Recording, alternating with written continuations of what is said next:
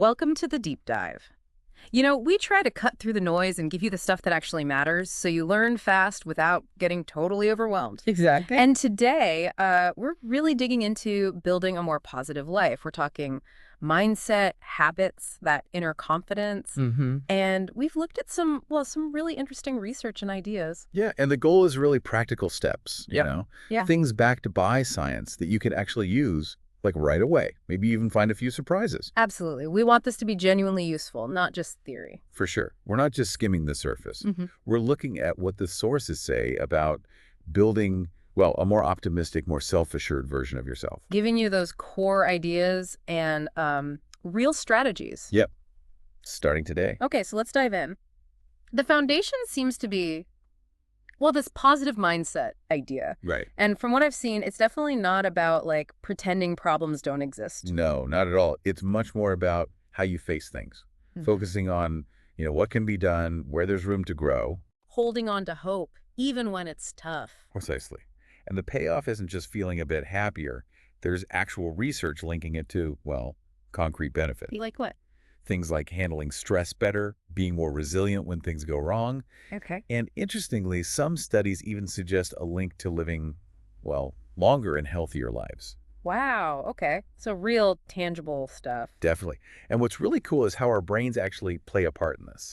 Ah, the brain science angle. Tell me more. Well, our brains have this amazing capability. It's called neuroplasticity. Right, I've heard of that. It means they can change, they're not fixed. Exactly. They can literally be rewired through practice, through new experiences.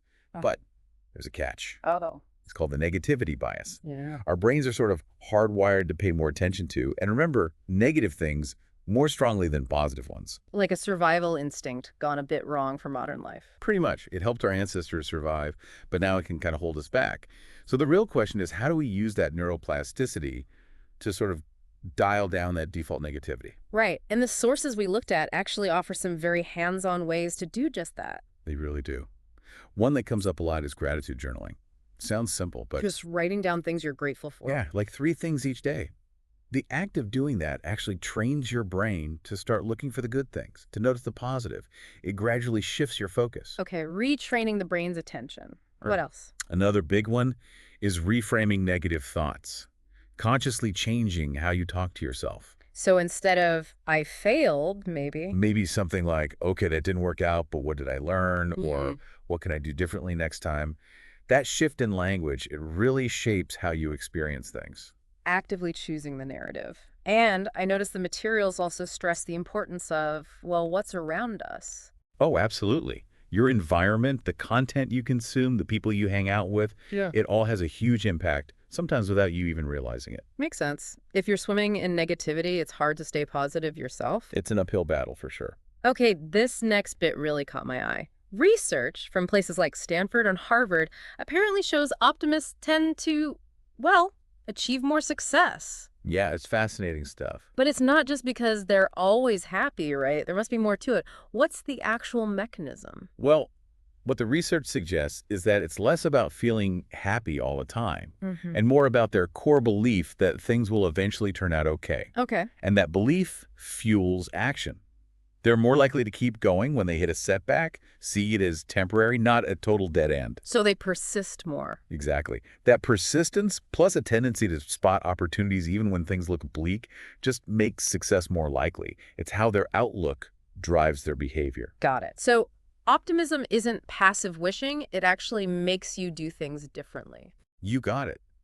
And the good news from the sources is this isn't necessarily something you're just born with. Optimism is a skill you can build. How? What kind of things help? Things like actively visualizing the outcomes you want, making a point to celebrate small wins, not just the huge ones. Acknowledging progress. Yeah, and that positive self-talk we mentioned earlier. These are all practical things you can do to cultivate a more optimistic perspective. Right. Okay, let's shift gears a little. How does our everyday life, our habits, actually feed into all this positivity? It's not purely mental gymnastics, is it? Oh, not at all. It's definitely a two-way street. Our lifestyle choices have a really direct line to our mindset, how we treat our bodies, the spaces we inhabit. It all matters. Okay, let's start with the basics. Diet.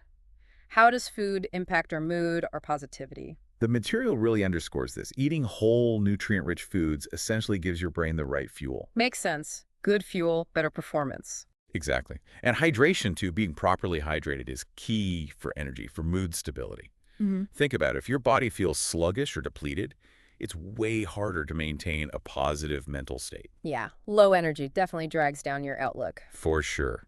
Nutrient deficiencies can directly impact mood. And exercise. We know it's good physically, but the positivity link. Exercise is a fantastic mood booster. Moving your body releases endorphins. Nature's feel-good chemicals. Precisely. They reduce stress, elevate mood, and the sources emphasize you don't need to become a marathon runner. Even small bits of movement count. Like a quick walk. Absolutely. A brisk walk, some stretching, it can make a real difference mentally. Good to know. Now, what about our actual surroundings, our environment? That plays a role too, right? Not just the people. A huge role. Yeah. Our physical space can really influence our mental space. Clutter, for instance. Too much stuff everywhere. Yeah, physical clutter, but also mental clutter, like an overwhelming schedule or that constant negative self-talk loop. Both can drain your energy and make positivity feel, well, further away. So decluttering can actually help your mindset. Definitely. Clearing out the unnecessary, both physically and mentally, creates a sense of calm, more space for positive feelings to actually emerge. And it's not just taking away the bad stuff, it's also about bringing in the good. Exactly. Filling your space with things that genuinely bring you joy. Maybe plants, art you love, photos. That make you smile. Right. Creating a positive backdrop. And like we touched on, having supportive, uplifting people around you is just invaluable.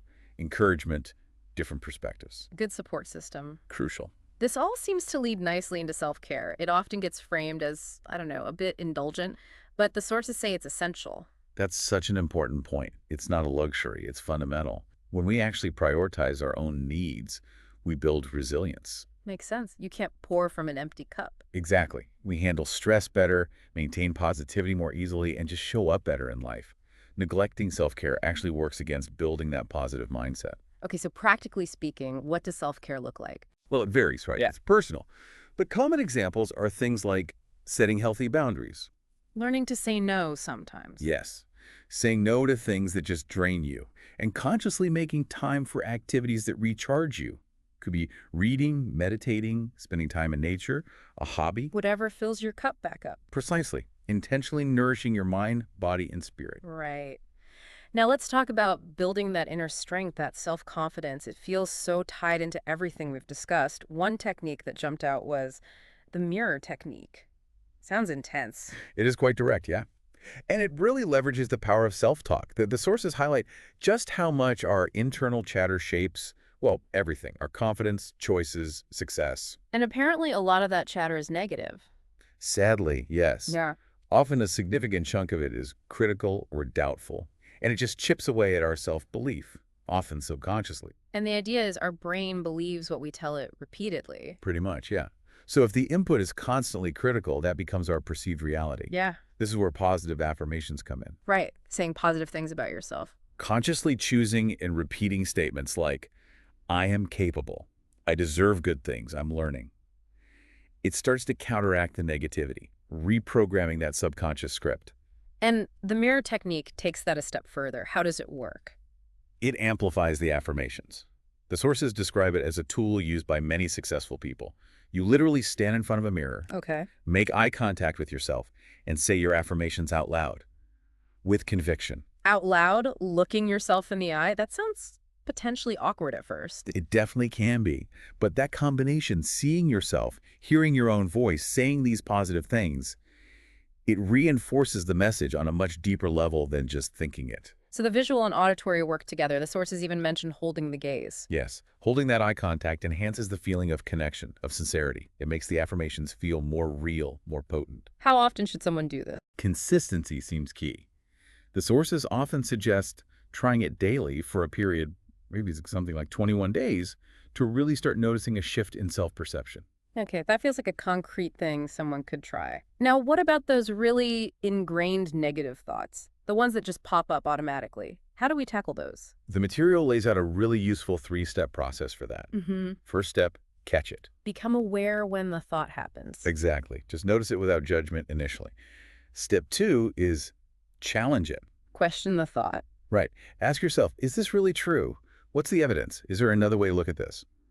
Often, these automatic negative thoughts aren't actually based on current reality. They're old habits or fears. Often, yes. Yeah. And then, the crucial third step, replace it. Swap it out. Consciously substitute that negative thought with a more positive, realistic, and helpful one.